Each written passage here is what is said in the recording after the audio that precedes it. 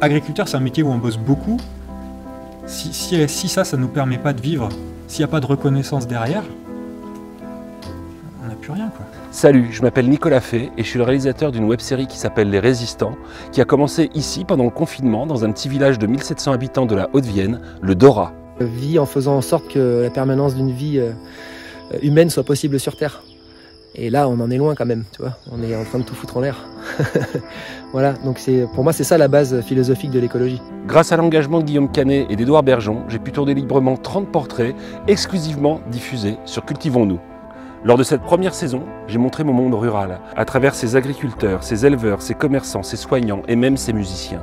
Des femmes et des hommes qui résistent au quotidien et que la crise a rendu plus forts. Mais j'ai aussi posé les bases du monde d'après, du retour à l'essentiel et la revalorisation d'un mot fort, paysan. Paysan sur son territoire, paysan dans son cœur. Il n'y a pas de pays sans paysans. Je suis contre l'utilisation des produits chimiques, donc à partir du moment où quelqu'un en utilise, ça me déplaît. Nous, on n'est pas dans le dogme du bio. C'est-à-dire que notre approche première, c'est faire vivre les paysans du coin. 3 petites fermes valent mieux qu'une grande. C'est pour ça que moi, ce que je mettrai en avant, c'est plutôt l'agriculture paysanne. Je me sens beaucoup plus proche d'un paysan local avec une ferme à taille humaine qui est en conventionnel, c'est-à-dire qu'il va se permettre 1 ou 2 traitements sur ses céréales, mais qui est implanté sur son territoire, qu'avec la bio industrielle, avec une main-d'œuvre sous-payée dans le sud de l'Espagne. On manque de paysans, on embauche régulièrement, un saveur fermière, c'est 13 emplois, c'est 13 salariés.